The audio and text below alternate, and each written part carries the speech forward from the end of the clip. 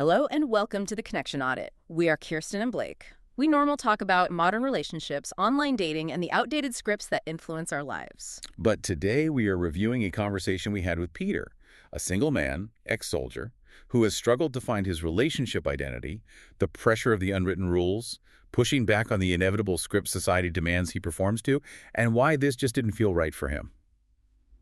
So, if, like Peter, you're done with chaos and ready for clarity, you're in the right place. We'll be respectful. We'll be honest. No shaming, no grandstanding. Right, and to really set the stage for our deep dive today, I think we need to anchor ourselves in the emotional core of this experience. Because when you look at Peter, you are observing a 38-year-old man who, by every conventional metric that society values, seems to have absolutely everything together. Oh, completely. He has a solid, thriving career. He maintains this really vibrant and supportive social circle. He stays incredibly fit. He just presents to the world as a highly capable, reliable individual. Yeah, the classic good guy on paper. Exactly. But beneath that very composed, seemingly perfect surface, there has been this quiet, hidden tension, a really profound tension that he carried around for years without really knowing how to name it or even where to put it. And that tension, it stems from a fundamental, agonizing contradiction in his life. Here is someone who is highly disciplined, deeply self-reliant, and just intimately understands the concepts of duty and absolute loyalty. Right. Yet, despite possessing literally all the foundational traits that our culture insists make for the perfect long-term partner, he repeatedly hits a brick wall when it comes to the conventional trajectory of relationships. I mean, he operates flawlessly in high-stakes environments, places where the consequences are severe, Yeah. But the traditional dating world, with all its unspoken expectations, it just leaves him feeling completely paralyzed. It does. And I want you listening to this right now to pause and genuinely reflect on that feeling for a second. Think about what it feels like to do everything, quote unquote, right, according to the rules of the culture you live in. The blueprint. Right. You follow the blueprint, you check all the required boxes. You are perceived by everyone around you as a fantastic catch, a real success story. And yet, when you look at the future that is universally mapped out for you, the exact future everyone insists you should be dreaming of, you feel this creeping, undeniable sense of dread. Yeah, that physical anxiety. Exactly. Have you ever been in a position where the life you are supposed to be overwhelmingly grateful for actually feels like a slow constriction of your soul? That is the narrative thread we are unraveling today. Why would a composed, highly self-reliant, former military man, someone who seemingly struggles immensely with traditional romantic commitment, suddenly find profound belonging, a primary partner, and a true sense of home in an education-first, women-sovereign lifestyle community like the Blossom Society? It's a massive pivot. Huge. It sounds completely counterintuitive on the surface, and it challenges almost every assumption we hold about masculinity, commitment, and what men actually need to feel fundamentally secure in a partnership. What comes through in Peter's story is the profound gap between external composure and internal longing. He was living a life that looked perfect from the outside, but felt entirely misaligned on the inside. To understand how he ended up finding his truth and his equilibrium in such an unconventional space, we have to go back to the beginning. We have to look closely at the crucible that forged his adult identity, which is his time in the Army. Yeah, that timeline is absolutely critical. If we look at those developmental years, Peter skipped the traditional university route entirely. At 19 years old, he made the monumental decision to join the military, and he stayed there until he was 31. 12 years. 12 incredibly formative years. If we bring in developmental psychology for a second, your 20s are precisely when your core adult identity, your baseline for navigating the world, solidifies. And Peter didn't spend those years in lecture halls or backpacking or fumbling through the messy, low-stakes dating mistakes of typical young adulthood. No, not at all. He spent them in an ecosystem where pressure, profound responsibility, and severe, sometimes life-or-death consequences were his constant daily companions. It wasn't just a job for him. We often think of the military as a career choice, but it is an entire all-encompassing environment that demands everything from you. The traits that were forged in him during that specific decade are remarkable. They really are. He developed a rare blend of extreme discipline, tight emotional control, and this very quiet, deeply rooted resilience. I mean, he literally had to learn how to master fear. When you are operating in that kind of theater, you don't have the luxury of being ruled by your anxieties. You have to stay completely calm, grounded, and focused when everyone around you might be losing their You nerve. have to push the ego aside. Exactly. He learned to place duty, loyalty, and the survival of the team far above his own ego or his own personal comfort. And if we analyze the sociological and psychological impact of those high-structure environments on young men, the behavioral patterns that emerge are fascinating. When a man's identity is constructed in a space where actions quite literally mean the difference between safety and catastrophe, his entire metric for evaluating other human beings shifts radically. It has to. Right. In that world, words are incredibly cheap. Actions are everything. Consequently, his standard for trust becomes incredibly high, and his tolerance for ambiguity, for things that are unclear or unsaid, becomes exceptionally low. He develops a masculine identity that is entirely intertwined with structure, with absolute unwavering accountability, and with the ability to read people and assess risk instantly and decisively. And there is a profound emotional cost, as well as an emotional benefit, to that kind of intense formation. From the way he described that period, it is clear he learned to compartmentalize, relying on action rather than vulnerability. Yeah, that's stoicism. Right. He developed a highly unsentimental, almost stoic outlook on life. He knows deep in his nervous system that comfort is always temporary and that adversity is inevitable. He knows that true character isn't revealed when things are easy and smooth. It's revealed when the plan falls apart. When the pressure's on. Exactly. That gives him an incredible steadiness. It makes him a rock. But how does that quiet confidence and demand for absolute clarity translate to the modern dating world? The reality is the conventional dating scene isn't structured at all. It's messy, it's illogical, it's riddled with mind games, and it operates almost entirely on unspoken rules and subtle cues. Which is exactly where we have to pause and challenge a very pervasive, very damaging cultural myth. Yeah. Society tends to look at men who are stoic, quiet, or emotionally controlled and immediately slap the label emotionally unavailable on them. Oh, I hate that label so much. It is a default diagnosis we hand out in modern pop psychology. But applying that to Peter is a massive misunderstanding of his character. This is a man with an immense, proven capacity for loyalty, for duty, and for deep, life-altering connection. The issue isn't that he lacks emotional capacity or that his heart is somehow closed off. No, not at all. The issue is that his emotional literacy was calibrated for survival, for absolute unspoken trust in a cohesive team, and for clear, defined objectives. It was not calibrated for navigating the ambiguous, sometimes passive-aggressive gray areas of traditional modern romance, where people say one thing but mean another. That distinction is so incredibly important. He isn't broken just because he doesn't speak the modern language of traditional dating. He is simply fluent in a completely different dialect of human connection.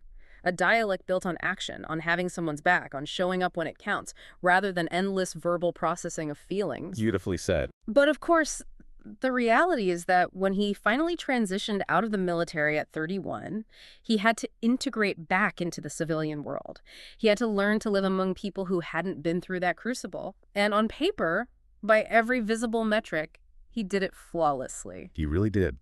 The transition back to civilian life is notoriously difficult for a lot of veterans, but Peter managed it with incredible outward success. He secured a very decent, well-paying job. He diligently built up a civilian social network.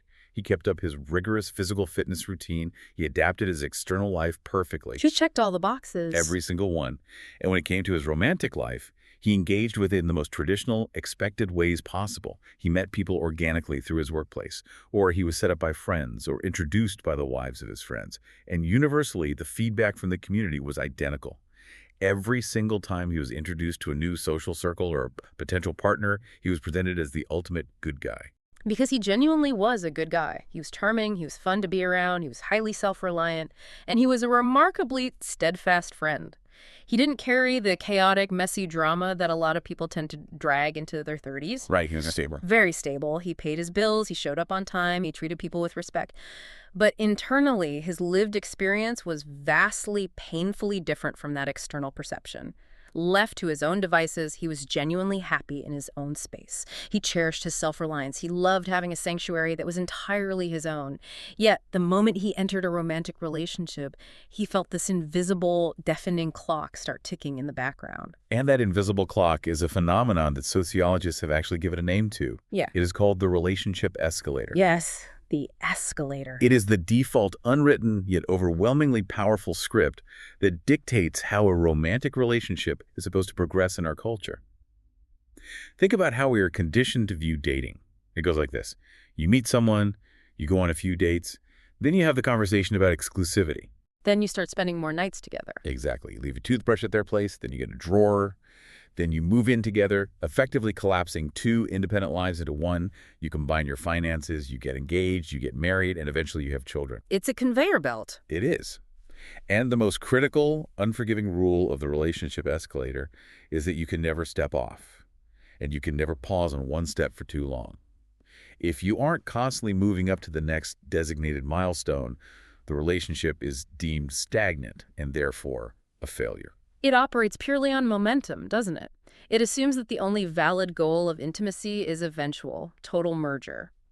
Society expects men who are settled, gainfully employed, and deemed good guys to automatically hop on this conveyor belt and ride it to the top without ever complaining or questioning the destination. That is the crux of the issue. The cultural assumption is that if you possess the stability and the resources to provide a traditional life, you owe it to society to do so. The expectation is that because you can follow a certain path, you are therefore obligated to follow it. Right. You have a good job, you're stable, so where's the ring? Exactly. People looked at Peter, handsome, employed, emotionally stable, capable, and thought, well, obviously he should be married with a mortgage by now. What is he waiting for? There was absolutely no room in that cultural script for him to simply be a grounded, independent man who loved his partner but fundamentally preferred to maintain his own physical and energetic sovereignty. And that creates an agonizing internal tension. Peter had spent his entire adult life, particularly his formative years in a chaotic world, cultivating this profound sense of self-reliance. He was completely, genuinely comfortable in his own company. He enjoyed his autonomy. In fact, he needed it to decompress. It was his baseline for safety. Exactly. But the unspoken societal demand was constantly whispering, and sometimes shouting, that to be a successful adult, to prove that his love was real, he had to merge his life entirely with someone else's. He had to surrender that autonomous space. It is a phenomenal pressure. When you are constantly told that the when you naturally want to exist is wrong or immature or a sign of emotional stuntedness, you start to doubt your own sanity. You start playing a role. It sounds as though he was wearing a meticulously crafted mask of conventional success, while his internal compass was spinning wildly. He was playing the part that was written for him by everyone else, hitting his marks, delivering his lines, but none of it felt true to his core. I want you to think about that in your own life right now. Have you ever felt the crushing, suffocating weight of unwritten rules? The ones we just blindly accept. Yes, that overwhelming expectation that you have to want what everyone else wants simply because you are capable of achieving it. On paper, Peter's life was perfectly mapped out. The road ahead was clear, safe, and entirely predictable. So why was he constantly fighting this overwhelming, nagging, almost biological desire to run away? Well, that desire to run isn't just an abstract feeling. Yeah. It brings us to a major, very tangible breaking point in his journey. This wasn't just a theoretical discomfort that he pondered over coffee. It had real, painful, messy consequences in his life. The breaking point occurred during his first major, long-term civilian relationship. Whoa. He was with a wonderful woman. Everything was going perfectly according to the societal script. They cared for each other deeply. But then, as the unwritten rules dictate, his partner initiated the next mandatory steps on the escalator. The momentum demanded a push forward. She wanted them to give up their separate apartments, move in together full-time, and she started initiating very serious practical conversations about the timeline for starting a family. And for someone else, for someone whose internal wiring aligns with that conventional script, that might be a moment of massive celebration. It would be the joyful culmination of all their dating efforts. But for Peter, it was utterly paralyzing. It triggered his fight or flight. Completely. He described the physical sensation of feeling completely backed into a corner. And the most profoundly isolating part of that entire experience was that he couldn't even explain his own feelings to himself. He cared for her. He was a good, attentive partner. He enjoyed their time together. He wasn't trying to flee the connection. No. But the physical reality of moving in, of signing a joint lease, of merging their entire day-to-day existences triggered a deep, instinctual, almost primal panic within him. And the tragedy of that moment is the total lack of alternative vocabulary available to him. He didn't have the language or the conceptual framework to say to her, look, I love you, I value our connection immensely, but I need my own separate physical life, my own sanctuary in order to feel safe and regulated. There's no script for that. None. He couldn't say that because everything in our culture tells us that if you truly love someone, you must inherently desire to live with them and share every aspect of your life. Anything less is viewed as a lack of commitment, a holding back, a failure of love. The fallout from that realization and his inability to articulate it was devastating. The relationship ultimately ended, and the split took a massive emotional and social toll on him. It wasn't just the private grief of losing a partner he cared about. It was the intense social friction of having to explain a breakup to their shared friend group when nothing was objectively wrong. Which is always so hard for people to grasp. So hard. No one had cheated. No one was abusive. They hadn't even had a massive blowout fight. He just simply could not ride the escalator any further. The pressure was so intense that he withdrew heavily from his community. He actually ended up moving entirely to the other side of town, uprooting his life just to start over and escape the well-meaning but suffocating social pressure and the questioning looks. And the hardest part to swallow is that the pattern didn't stop there. It just repeated itself. He would eventually heal, go back out into the world, meet someone new, establish a great connection. Everything would be wonderful for a year or two, and then the inevitable push for domestic permanence would begin again. And the panic returns. Every single time, without fail, that exact same deep-seated dread would bubble up to the surface. He went through a brutal cycle of self-reflection. He realized that he had plenty of love to give. He had plenty of time, energy, and resources to invest in a partner. But the specific, rigid blueprint of modern, cohabitating marriage felt like an actual trap to him. He specifically referred to that envisioned future as the dread of the golden cage. That phrase, the golden cage, is incredibly poignant and telling. It looks beautiful on the outside. It is made of the finest materials, security, social approval, dual incomes, domestic stability. But it is still a cage. The door locks from the outside. And this is where we really need to heavily, unapologetically critique the kind of advice, the labeling, and the pop psychology diagnoses that men like Peter are frequently subjected to. Oh, absolutely. When a man pulls back at the threshold of moving in, or hesitates when the topic of marriage is forced, the culture immediately slaps him with the label of immature. His friends tell him to grow up. Advice columns diagnose him as being afraid of commitment or suffering from Peter Pan syndrome. It is an incredibly lazy, one-dimensional, and frankly insulting analysis. It is beyond lazy. It is fundamentally incorrect. To look at a man like Peter and say he is afraid of commitment is utterly absurd if you look at the actual evidence of his life. This is a man who, at the tender age of 19, signed away his personal freedom to the military. He willingly placed himself in environments where his life was on the line for the person next to him. He practically defines commitment. Exactly. He served for 12 grueling years under the most intense, demanding, physically and psychologically taxing conditions imaginable. He understands duty on a cellular level. He understands sacrificing his own comfort for the greater good of the team. He understands long-term, painful, grueling commitments far better than most civilians ever will. So we have to reframe the entire conversation around what he was actually running from. He is absolutely not afraid of commitment. He's afraid of entrapment. He's afraid of losing his agency. And there is a profound, life-altering difference between those two concepts. Let's analyze the psychology of that dread, the dread of the conventional domestic script, specifically from his perspective as a veteran. For a man who spent over a decade having almost every single aspect of his life regulated by an external, immovable authority, where to sleep, what to wear, when to eat, where to deploy, fighting to reclaim his autonomy and his self-determination was his biggest, most hard-won victory in the civilian world. It was everything to him. He finally had sovereignty over his own space and his own time. When the traditional relationship escalator demanded that he surrender that sovereignty, it didn't look like a loving partnership to his nervous system. It looked like a narrowing of his identity. It felt like willingly walking back into a system where his choices were no longer his own, surrendering the freedom and self-determination he had fought so incredibly hard to master. What his journey reveals is the deep, tragic misunderstanding of men who are entirely capable of profound loyalty, but who suffocate under the weight of expected, unwritten domestic rules. There is a vast, unbridgeable difference between love and confinement. Peter desperately wanted to give love. He wanted to support a partner, to cherish them, to build a life alongside them. But the packaging was wrong. Exactly. The rigid societal blueprint for exactly how that love must be packaged and delivered felt like a slow suffocation.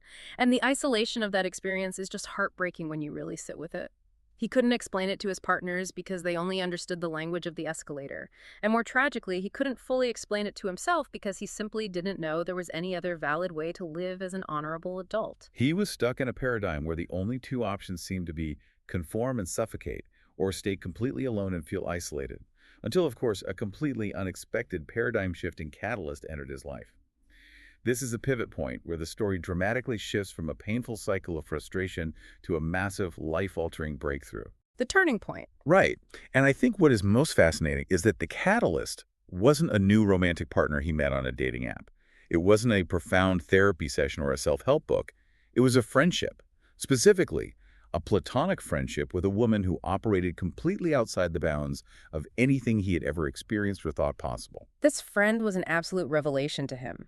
The way he described her is so vibrant. She was completely bold, totally fearless, and entirely unapologetic about living her life exactly the way she wanted for herself. But importantly, and this is key, she wasn't selfish. We often confuse living for oneself with being callous toward others. Yeah, that's a common misconception. Right. In fact, she was the exact opposite. She was deeply caring, incredibly understanding, and highly attentive to the people in her life. But the defining, groundbreaking characteristic of this friendship was how she communicated with him. She spoke to Peter in a way that cut through all the noise, all the societal conditioning. As he put it, her communication style just made perfect sense to his brain. And what makes perfect sense to a former combat soldier who spent a decade scanning environments for hidden threats. Absolute, uncompromising, radical clarity. She set extremely clear, vocalized boundaries. With her, there were absolutely no hidden agendas. There were no passive-aggressive tests to see if he cared enough. There were no unspoken expectations that he was somehow supposed to mind read. It was all on the table. Let's take a moment to look sociologically at why this kind of pressure-free honesty is so exceedingly rare in our culture. Think about conventional dating and even conventional cross-sex friendships. They're almost always riddled with complex, unspoken social contracts. There's always this underlying humming question, where is this going? Or what do they really want from me? Or if I buy this dinner, what is the expectation? Constant subtext. Exactly. For a man whose deeply ingrained defense mechanisms are always running in the background, scanning for risk, and assessing the true motives of the people around him, traditional dating is utterly exhausting because it is fundamentally, inherently dishonest. It requires a constant, draining level of vigilance. You're always trying to figure out the subtext. That is precisely why this specific platonic dynamic with his friend completely shattered all of his well-built defenses. The friendship was entirely non-transactional. She enjoyed his company for exactly what it was, nothing more, nothing less. It was pure. Very pure. And there was a very specific, pivotal moment that entirely defines this dynamic and sets the stage for his transformation. She invited him to accompany her to a swingers party. Now let's pause right here. Because if you are listening to this, your immediate reaction to the phrase swingers party might be raised eyebrows, skepticism, or even a bit of shock. The cultural stereotypes we have about alternative lifestyles are usually centered around chaos, hedonism, a lack of boundaries, or people who just can't commit. It's heavily stigmatized. Heavily. Yeah. But looking at the reality of how this specific community operates, it completely flips every single one of those stereotypes squarely on its head. It really does, because for most people living on the traditional relationship escalator, receiving an invitation like that from a female friend would carry a massive, confusing amount of subtext. It would feel like a trap or a loaded test. But she communicated the invitation with total, radical transparency. She sat him down and explained exactly how the community operated. She laid out what the explicit rules of the space were. No ambiguity. Zero.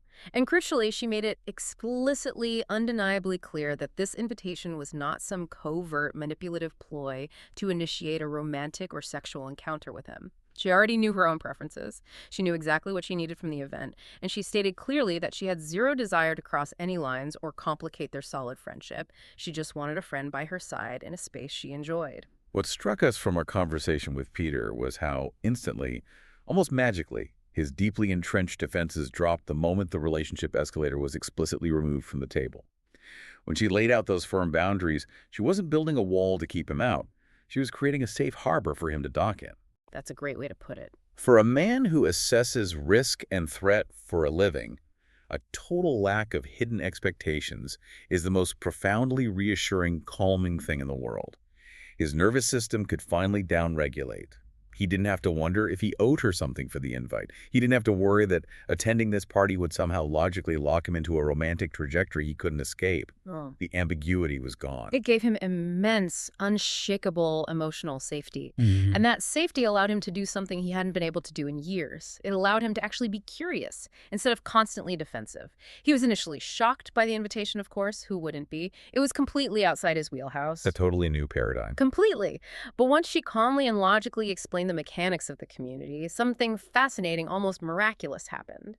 The concept didn't repel him. It didn't trigger his instinct to run. It immediately, profoundly resonated with the core of who he was. Which brings us to his actual introduction to the Blossom Society. When he finally stepped through the doors into this lifestyle community, he didn't find the chaotic, boundaryless free-for-all that the mainstream media depicts. Instead, he found an environment that operated on the exact same principles of clarity and respect that his friend had just demonstrated. He found honesty. Pure honesty. He found a place where he could be accepted entirely for who he was in that exact moment, with absolutely zero expectations placed upon him to perform a specific, mandated societal role. There was no escalator to ride. There was no invisible clock ticking. There were only open, honest conversations and strictly defined, meticulously respected boundaries. It is such a beautiful, striking paradox when you look at it closely, isn't it? Here is a man who spent years literally running away from the structure of traditional marriage because the lack of explicit rules made it feel like a suffocating cage. Yet he walked directly into a highly structured, heavily rule-bound lifestyle community, and his immediate sensation was one of pure freedom. He could finally breathe. He could exhale. He didn't have to perform the exhaustive good guy script anymore. He didn't have to pretend he desperately wanted a 30-year mortgage and a white picket fence just to prove to the world that he was a decent, capable human being. Let's connect his military past to this specific attraction, because this is the sociological and psychological core of his entire transformation. Why in the world would an education-first, women-sovereign, highly structured community appeal so strongly to a former combat soldier who just wanted his freedom? It feels backwards at first. It seems completely counterintuitive at first glance. You would think he'd want total anarchy after all those years of orders, but it actually makes perfect, elegant psychological sense. Men who thrive in high accountability environments do not hate structure. They are not anarchists. What they hate is imposed, ambiguous structure where the rules constantly change and no one says what they mean. They want clarity. Yes, they actively seek out and thrive within chosen structures that make logical sense. He seems to have realized that structure, in and of itself, doesn't have to mean a cage.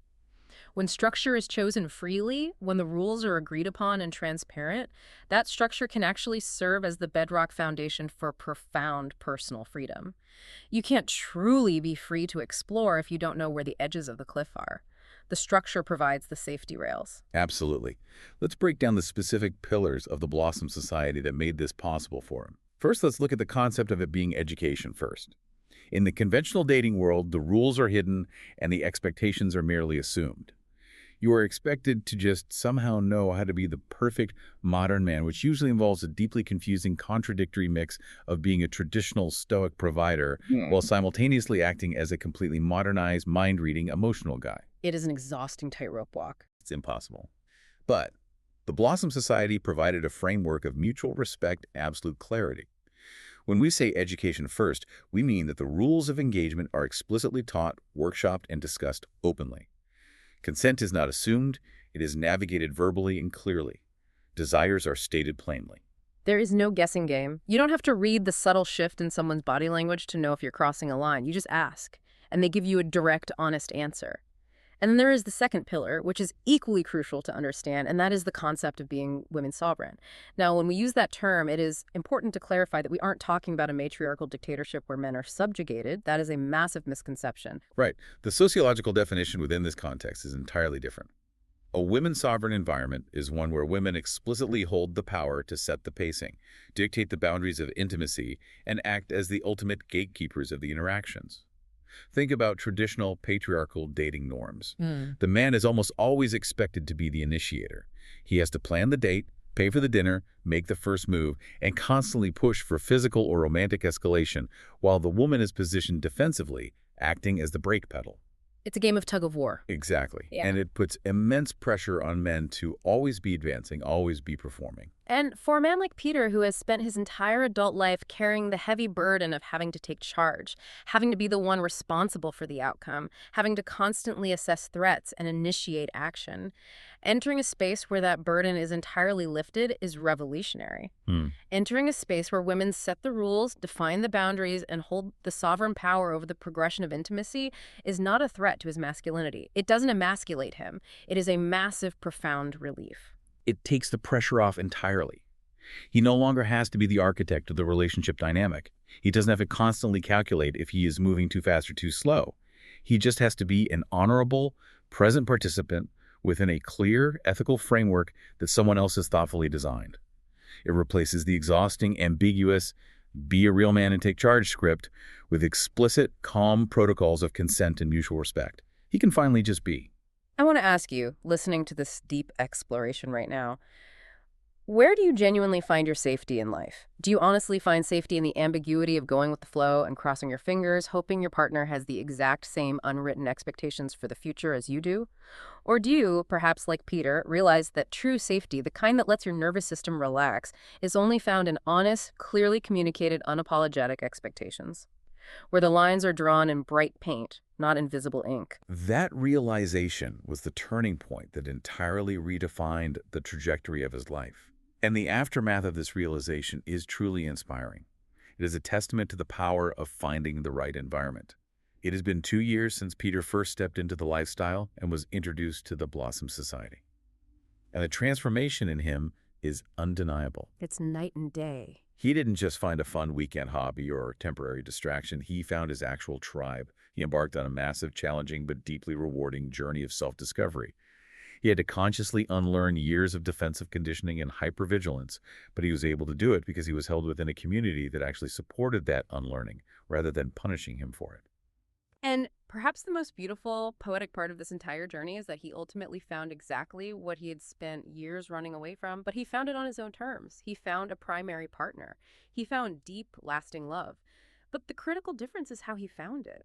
He didn't find this partner through societal coercion. He didn't find her by desperately trying to adhere to a social timeline or force himself to ride the escalator. He found her through mutual, transparent, enthusiastic choice within a community that actively validates and supports their specific dynamic, whatever shape they choose for it to take. The comparison between the two major structural forces in his life, the military and this lifestyle community, is incredibly profound. The Army gave him a structure for survival. It gave him the essential tools to endure hardship, to compartmentalize his pain, and to execute his duty flawlessly under fire. But the Blossom Society gave him a structure for living. It gave him a thriving ecosystem where he is finally truly seen as a complete, multifaceted human being. He is no longer just a capable machine or a highly trained asset or an idealized good guy blindly stepping onto a cultural conveyor belt. It is the absolute joy of profound, actively chosen connection. The lifestyle taught him critical life lessons that have fundamentally set him up for a healthy, sustainable future. It gave him the necessary vocabulary to ask clearly for what he needs and the unshakable confidence to walk away from what he doesn't, without ever feeling like he is broken or failing at life. If we synthesize the ultimate lesson of Peter's journey, it completely upends and revolutionizes how we talk about men, masculinity, and commitment in the modern world. It proves unequivocally that rejecting the conventional relationship path does not mean you are fundamentally rejecting love or intimacy or deep human connection.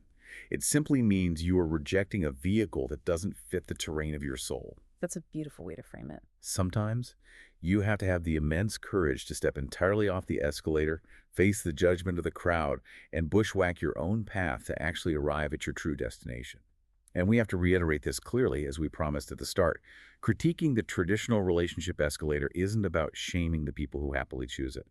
If the traditional nuclear family path works for you, if it brings you joy and peace, that is wonderful.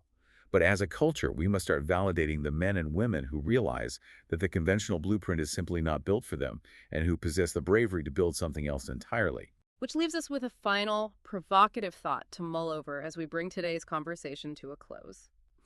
Take a hard, honest look at your own life right now. Consider the golden cages you might unknowingly be sitting in, Look at the structures you've built around yourself. How many of the commitments you hold right now, the relationship dynamics you actively maintain, the life milestones you are stressing over achieving, how many of those were actively, passionately chosen by your own heart? And how many were simply handed to you by an unwritten social script that you were just too afraid or too tired to question? If you stripped away the heavy expectations of everyone around you, your family, your friends, the culture at large, what kind of structure would you actually build for yourself? Thanks for listening to the Connection Audit today. Our only ask is, if you know one person who you feel would benefit from listening to our conversation, please mention the Connection Audit and point them in our direction. Let's start a conversation about how we can build better connections. And if you have any questions, a theme, or a topic you'd like us to cover, please give us a like, leave a comment, and we'll get it scheduled into the running order. Be kind to yourself. Until next time, less scrolling, more soul.